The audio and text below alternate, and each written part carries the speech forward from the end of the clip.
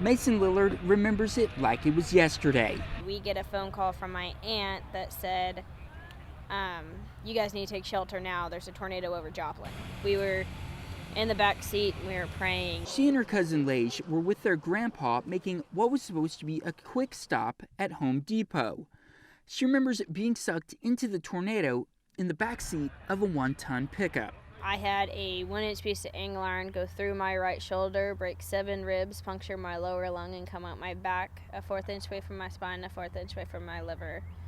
He was sucked out of the truck. My skull split open, so somebody came and held the purse over my head. Mason needed multiple surgeries, and Lage spent a full year in the hospital, then had to go through rehab. They've both made great strides physically, but the emotional scars remain. I would have panic attacks, or to the point that if it was raining or whatever, I would not even get in the car. After a few years, she learned that music helped, helping her tune out what was happening. Now, her dog helps calm that anxiety. I now can drive if it's storming myself, which is kind of a big overstep from being in a vehicle during the tornado. For Liz Easton, the tornado anniversary reminds her of what she lost. I get a little tearful because we lost some really good friends. My daughter, she lost a lot of things, and everyone deals with it differently, but to some it was like a rape. Something took control over them and took something from them. And so we've had a long journey with that. She says her family has moved past the pain, focusing on the positives that came out of the tragic event and how far the community has come since. But if you haven't come to that point, it doesn't mean you're broken. Everyone recovers at their pace.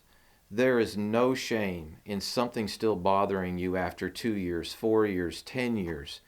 That's okay. Psychologist Charles Doyle explains anniversaries, memorials, storms, and even weather forecasts can bring back memories from the past trauma. For those who have learned to live with the scars, like Lillard and Easton, it's a reminder of how far they've come instead of just being painful. And he explains that everyone can get to that point. We can't really recover if we don't engage those things and begin to deal with them and reprocess them and make them to have a healthier meaning for us.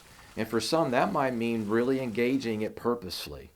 That might mean going to a memorial service, or go to a gravesite, or go to the property site where you were. Or it might mean that you read some things about it or journal about it, and just sort of make it better in your own heart and your own mind. Lillard and Easton both say what helps them is focusing on the positives and continuing to push forward. The journey has gone on, and I wouldn't want to do it again, but I appreciate what we've taken from it. You're not alone, and don't be afraid, because it's not fully your battle. It's also God's battle of what he wants to do for you. In Joplin, Zach Dodge, KOAM News.